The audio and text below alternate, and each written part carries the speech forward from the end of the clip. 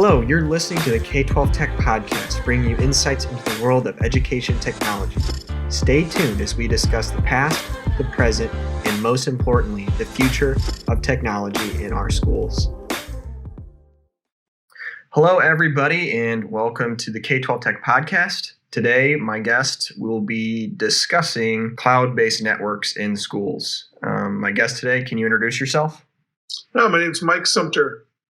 Awesome. And can you kind of let the people know your background and your experience that you kind of have in this field? Yeah, absolutely. I've been in education for almost 18 years as a technology director or as a consultant. And currently I'm the Chief Information Officer for the Diocese of Gary. And I work with 17 different schools within the diocese and a college, actually, within the diocese. So it's really a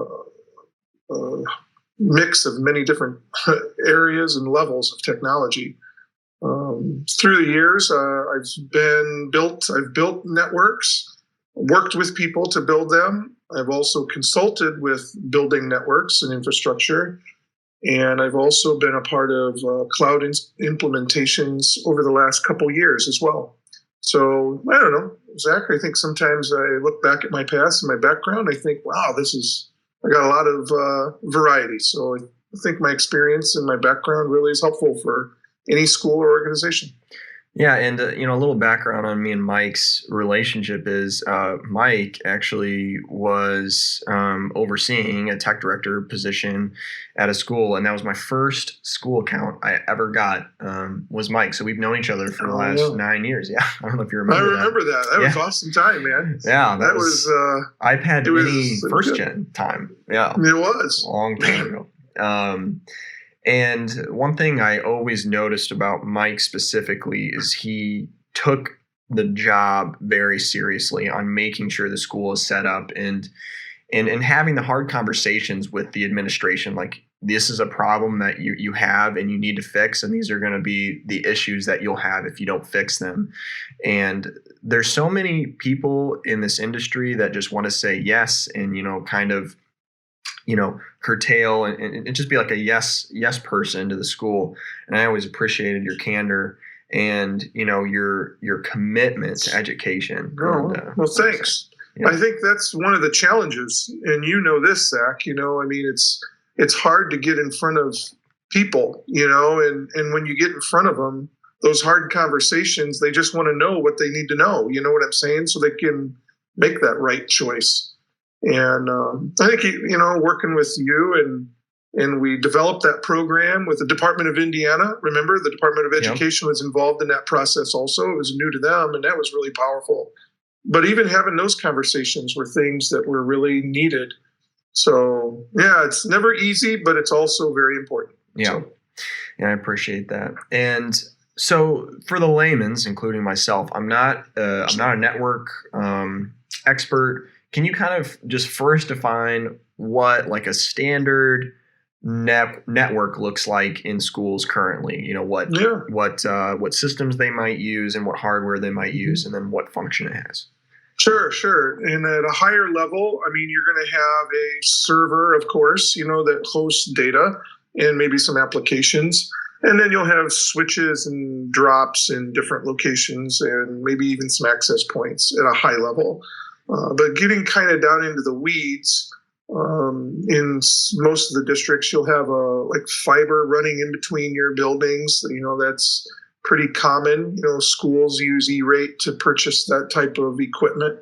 And then inside the building, you would then have, switches and routers that are programmed specifically for a certain task. Whether it's, a phone system, for an example, using quality of service, those switches and ports will be configured in such a way that, those protocols can be utilized. From a server side, the districts usually have a server room or some central location where all of their data, all their services, and all of their servers would be located. And that room is usually pretty cold for cooling, to keep it cool. And so, that's something that is very large. They would have like a SAN, an HP SAN, Dell SAN, something like that, a Nimble SAN, some type of huge storage unit. And then they would have hosts that would run servers and things like that. And they would utilize probably something like VMware or Hyper-V, Microsoft Azure, or something to that effect for their servers. So kind of from a higher level zooming in, that's kind of, broad scope. That's what it looks like. Now, sometimes it varies. No one school is the same. You know what I mean? There are always some differences, customizations. But for the most part, they're a basic standard setup is that. Yeah, that's really helpful. How much storage would you say? Let's just say a normal school is 3,500 students, right? Sure. Right. How much in how many terabytes of storage would you say that they would have at a typical school that size? Yeah, and again, that's going to depend on the size. You know what I mean? Or size of their applications and their data. So, I mean, most common schools are in data storage, is so cheap right now. I wouldn't be surprised if some schools are running around that 6 to 8 terabyte, probably somewhere in that area is my guess. Okay. Most of the one district that we were working with prior to my position at the diocese, they were 46,000 students in Washington. And they were using, they had maybe 30, 40 terabyte of space. Well, that's a lot of kids, you know what I mean? So, but they had that replicated in many areas for backup purposes and stuff. So it's been really, it really depends on what you're using. Yeah. Most schools though, like, 1,200, 1,000 to 1,500 students, you don't need a whole lot. So just my guess. Yeah. Yeah, that's good to know. And then, absolutely, getting into your expertise and what you've been concentrating on the last couple of years is, can you define, what a cloud-based network looks like and the main differences between the two? So a cloud network is going to be, it's going to be cloud networks are more geared towards the server side of things. So the infrastructure that you would have, like your switches, your routers, your switches, your fiber, the cables in the room, of course, you would need all those things, the access points. But the servers are what is the most costly. So you sit down and you have to think about, what does that look like, right? And so the biggest differences between them is security. Number one, it's going to be security.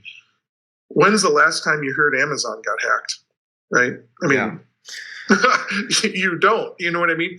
Or, Microsoft Azure, for an example. When's the last time you heard they were compromised? Yeah. You just don't. And so when it comes down to the real difference in today's world, it's going to be security. We both know, we heard in the news, SolarWinds just got penetrated by, the government, got hacked into through SolarWinds. Yeah. Just, was that this past week? So last week, and that was terrible. Don't get me wrong, that's awful. But it really comes down to your security and how it's set up. So the real difference between the cloud and an on-prem type of setup is going to be security. A lot of people, a lot of directors will say, yeah, if I got everything on-prem, on the premise, I don't have to worry about it because it's only me. I'm the only one that has control, which is true. But even your accounts can get compromised, as a tech director. So we have to be really cognizant of how we protect those passwords and stuff. Yeah, one thing that I've seen, like in school environments when I go in, and typically the server rooms are in the technology offices and stuff. And one thing that I've seen, and they kind of talk about it, is like, oh, I didn't have the budget, so this is a hodgepodge server. And what it looks like is, and what they say is, like, if I ever leave, no one's gonna know what to do with this server. I think that's really common in smaller schools. is you have these server rooms in this network that's been built by one, tech director or one tech over the last 10, 15 years because they haven't had, the infrastructure to really go out and build it. Right. And then and that's one thing I think about a benefit of the cloud is it's no longer one person's game anymore. You have just a lot of different people can help you in managing that. Right. And that's one of the things that, and this goes back to what we were talking about in the beginning in communication with your upper management. As directors, we get so laser focused on what we see in front of us that sometimes we fail to have those conversations with leaders about future things. You know what I mean? Where we have to be always transparent to them and always keeping them abreast of what's happening. And so that pre-planning, as I call it, you have to always be feeding your leadership team that, we need to be aware of these things that are coming down the pike. And sometimes as tech directors, we get our plates are so full that that part just kind of fades away. But yeah, so I totally agree. I mean, it's one of those things where we really have to be more cognizant as directors and really try to plan more and try to get in there. But the hodgepodge sometimes comes because of our lack of funding, which is true. It can be a lack of funding. But I think that sometimes in the districts that I've been in, I try to be as strategic as I can with the funds that I have. And so one of the things that we've been really successful with in the past was if we knew that this budget was only $1,000, we tried to take that $1,000 and wrap it around the higher cost later. You know what I mean? Mm-hmm. So that's one thing that's been really beneficial. So if the budgets are tight now, that's okay. I'll make it work. But later, I know that I'll get a little bit more money so I can spend a little bit more for next year. So it comes down to strategy, really. Yeah. But in the cloud though, you can almost dive in right away. Yeah. That same $1,000, you can just say, all right, I'll spin up a server. I'll play with it for a year. And you can literally put data in it and go at it. So yeah, it's really and you're done. You know what I mean? It's done. Yeah. So it's kind of nice. That was kind of my next question is, obviously cloud, it seems like it's gone 0 to 100 mile an hour in the last 5 years, specifically in schools. Absolutely. And I know in the beginning it was like maybe cost effect wise, it wasn't quite there. But what I want to kind of hear is like, what does the pricing difference look like? I have a normal network server. I want to switch to the cloud. What does the pricing look like for a school that you say right now? Let's say 10 terabytes. Sure. So when the first thing you look at is how much data is being transferred from a server to the rest of the workstations. That's the first thing you got to look at. And so it's really wise to have like a cloud assessment, so to speak, when you come in, when you're coming into that concept. If you have a cloud assessment, they install this agent to all your systems. And then what happens is it calculates how much data is going from your server out to your workstations, or how much is coming in and going out of the server. And so it makes it really nice because now you can see how much it's going to cost. So within that, you want to look at how much data you have first, because the cost could be more if you have an on-premise type of database or something like that, where data is coming in and coming out. Sometimes in some situations. But in more today, I would say that it's becoming cheap. Amazon is, the last that I checked, Amazon is almost 0.00025 for some data. You know what I mean? Yeah. It's so cheap. I'm sarcasm, but it's just so inexpensive now. And it's a mind shift. So as technology directors, we have to think that we're used to thinking, I'm going to buy this server from company A for $70,000 for this 10 terabytes. And then I got to worry about everything else. If a drive goes bad, I got to have an engineer to fix it. You know what I mean? Contracts to maintain it. So that that amount could add up pretty quick. Where with the cloud, what's really nice is that same amount of money, could be cut in half because now you don't need people. You might have Amazon do it for you, which is included in the price potentially. And, it might be even half, considering the setup and all that stuff and what it gives you. So you just have to do the calculations. And that's what that cloud assessment does for you. That's really positive. Yeah. And one question I had, I think you might have answered it earlier, but being more specific, when a school moves to the cloud, like a cloud-based server, do they need their physical servers anymore? They do. It would be highly recommended to have it. And the reason for that is redundancy. So if there's ever a time that your internet connection is cut or severed, you can still function. So, and it's a hybrid type of model. And Amazon they do a fantastic job of encouraging this for organizations. And it's a fantastic setup, and it doesn't require very much. And a lot of people will say, "Well, I'm spending more money just to have cloud stuff when I already got the hardware. Why have it?" And again, it goes back to redundancy. You know what I mean? So if you got a hardware failure internal, the cloud kicks in. You know what I mean? And then you can keep going. So it makes it really nice in that regards. So. Yeah, that's good to know because, I could see, I just know there's a lot of, I think a lot of people look at their network and think job security, right? Like, oh, I'm the one that understands this. This is my job security, specifically managed service companies. And I think it's good to kind of like talk about the specifics of what changes and what doesn't, because it's like, oh no, you are still going to want your network. And, also with like the cloud and the redundancy was a good point too. So next question is, let's say I'm a school and I don't have the budget to go all in. Can you do a slow transition to the cloud, building by building, just for teacher? What could that look like if you wanted to slowly transition? Yeah, that's a great question. One of the things that Amazon has changed, which is absolutely fantastic, it's incredible. They came out with a new model here in December called an outpost. And what the outpost does is it provides organizations an opportunity just to save like little bits of pieces of data or create a server in a remote area that just literally doesn't do anything almost before you transition into the full-blown cloud.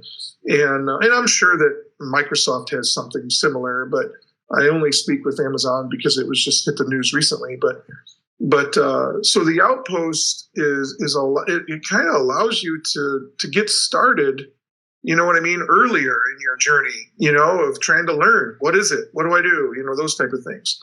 But as a director, you want to look at your organization and you want to say, okay, what do I have that's on a server that I could literally put out into the cloud and people could access? I mean, that's the question that we would want to ask ourselves as directors, in a very simple way. So it could be a database, it could be it could be anything, in that realm. And if you can move just one little server and play with it, that's a step in the right direction. You know what I mean? And then after that, you build it out, you scale it up, so then if it's one small database of 10 people, then maybe it's an application server of, 500 that you then move next summer. So you become strategic.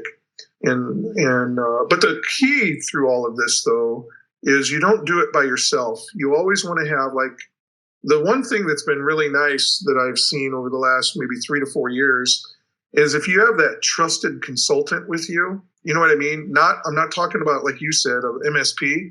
I'm not talking about an MSP. Like if you had a consultant that literally would walk with you through that journey as a guide, that makes a huge difference. You know what I'm trying to say? I mean, even in our line of work, if you would have, it would have been great to have a consultant that would have helped you, helped us way back in the beginning, right?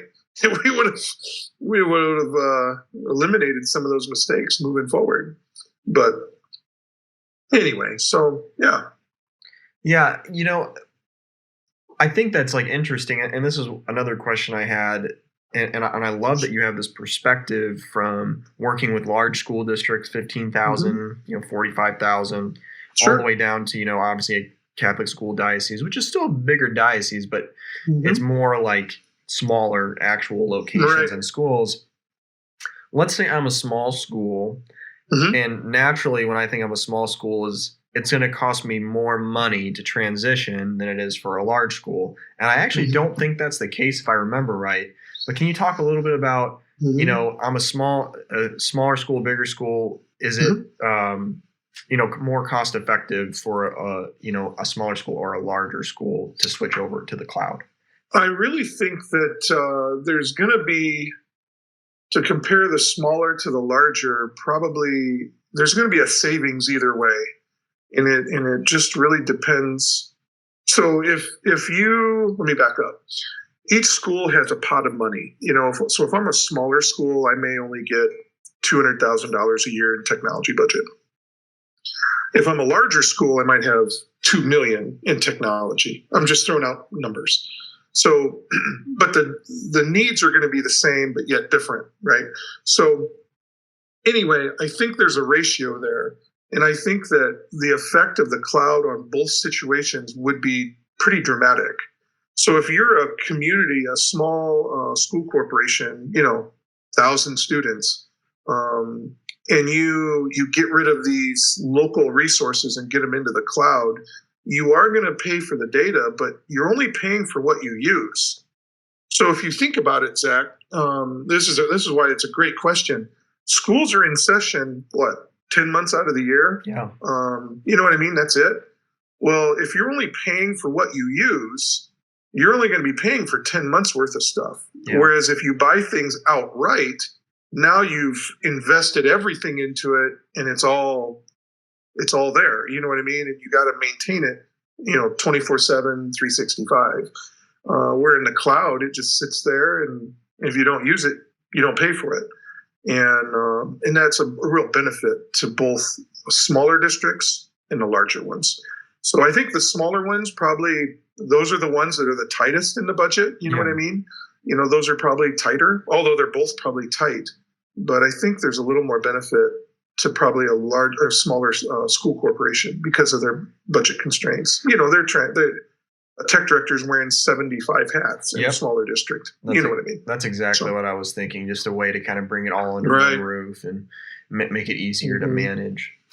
For sure.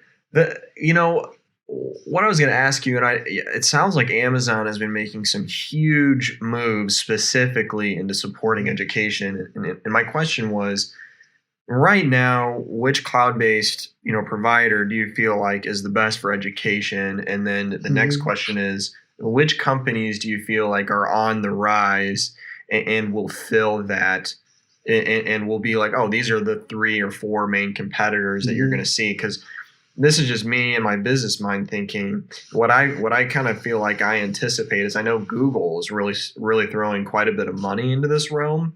And, obviously Chromebooks, I need to look again, but I think it's like closer to 70% of the market is a Google, some sort of Google device in schools.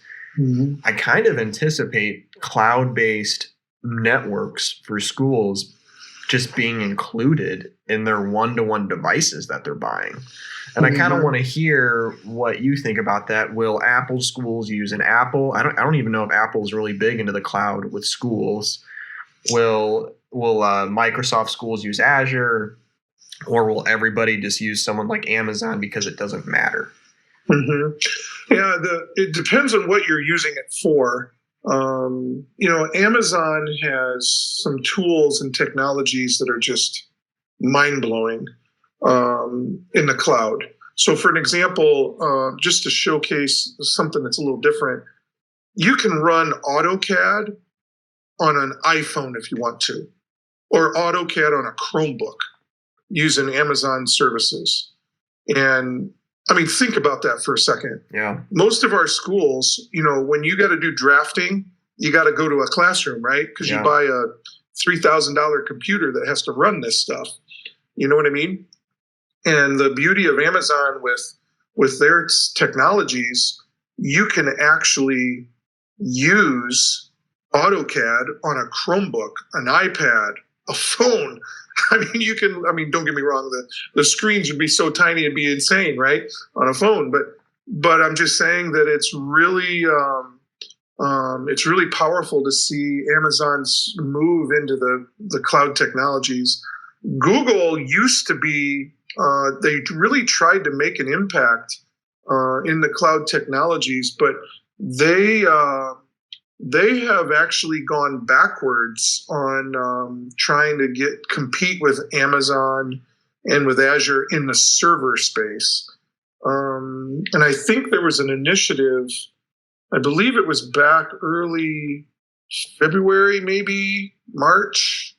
I'm not sure. I'd have to look it up, but I believe there was a statement that they said that they were that if they didn't see an increase in people switching over to their services, they were going to maybe take a step back. But do you think that's because Google is just seeing so much success in GAF? Google Apps for Education, that they're just like leaning into the actual device cloud storage. Yeah, I think that Google has dominated the market in you're exactly right. They've dominated the market with the Google Suite and the Chrome OS. You know what I mean? They are the new Apple, right, of our day. Yeah. You know what I'm trying to say? And I think that they've found their niche in that area, and they're just solidifying it. I agree with you. I think that's what they're doing. But in the server realm, I mean, it's hard to compete with an Amazon. Yeah. You know what I mean? It is very difficult for them. And you're Google. The one thing that Google has, though, that is very unique to what I think the big three, Google, AWS, and Microsoft, Google has the fastest infrastructure. Wow. Their networks are super fast compared to everybody else. Now, when you look at Google's services from a server side, a cloud side, AWS dominates that market. I mean, the little things that Amazon has and developed over the years is just absolutely incredible. Being able to run applications, from a web browser. I mean, you can run AutoCAD from a web browser. I mean, that just is mind-blowing. And it's just so powerful for K12 schools. Where Microsoft, Microsoft is more, they're more of that Microsoft type of feel, which some people want. You know what I mean? Because I got Active Directory, so it makes sense for me to move it into Azure. But what's really interesting between all of them, though, is there's a lot of diversification, and you don't ever want to throw all your eggs in one basket, right? Yeah. Because if something ever were to happen to your Amazon situation or your setup, you would never want to be left with having to make that phone call. We're down. You know what I mean?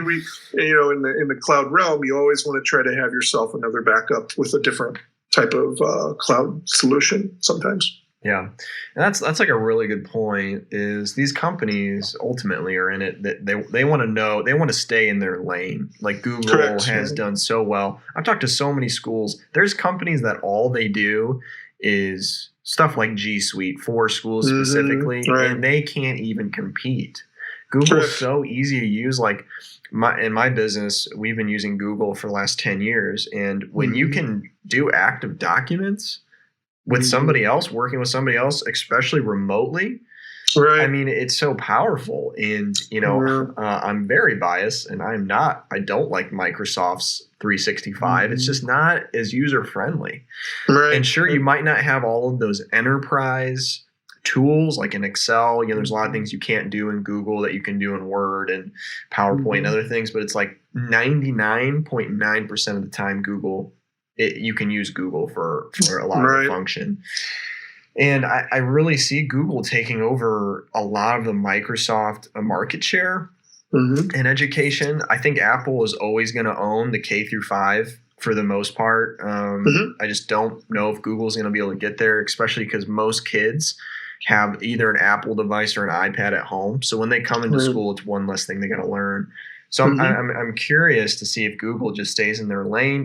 They'll always have some sort of networking available, but it probably won't be as cheap or as maybe easy to use as AWS for education. It's kind of been you bring up a really great point.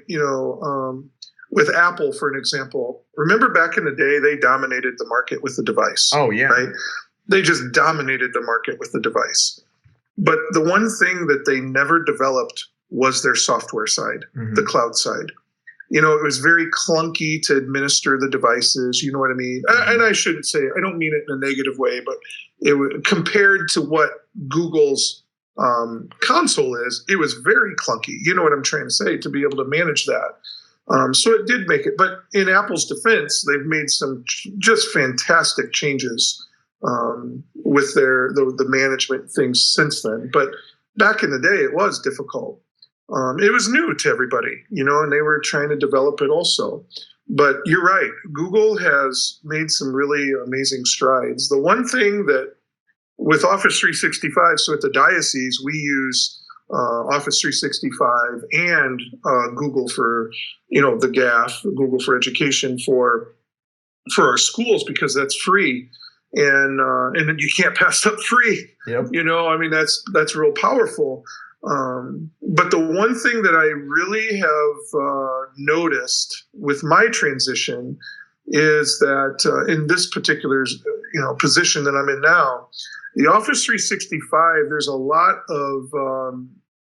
a lot more detail in the feature richness that they offer actually on the administration side that I feel like you don't get as much of that in the Google area. But in Google's defense, once it's set up, you can do whatever you want. You know what I mean? It's almost like they keep it a little more generic, so that way it's just turn this on and you got these 45 things you can do. Where with Microsoft, it would be, if you want to do this one thing, here are 45 different options. You know what I'm trying to say? Does that sound, yeah, does that make sense? Yeah. So I think for like higher level, like that's one thing Microsoft owns. there you will go. always Higher own level. Is they're going to own the enterprise. Right. Business stuff, the professional realm. Right. When it gets into like these very minute details are very important. Those industries, Microsoft's going to own. Because you got consultants and everything that work with that. Google's like, all right, we can have one of the teachers that doesn't have a lot of experience, doesn't need a lot of hand holding to understand how to use this and make it work. And that makes it, and you bring, that's right. I mean, they make it work. A teacher can make it work. You know what I mean? And that's what's needed in education. You know what I mean? You really, time is money for those schools. We go back to the example of the differences between a small district going to the cloud and a large district.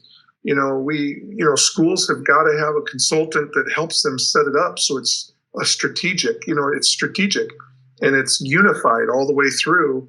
And then if you turn it over to a teacher in a high school, they're going to set it up one way for their class.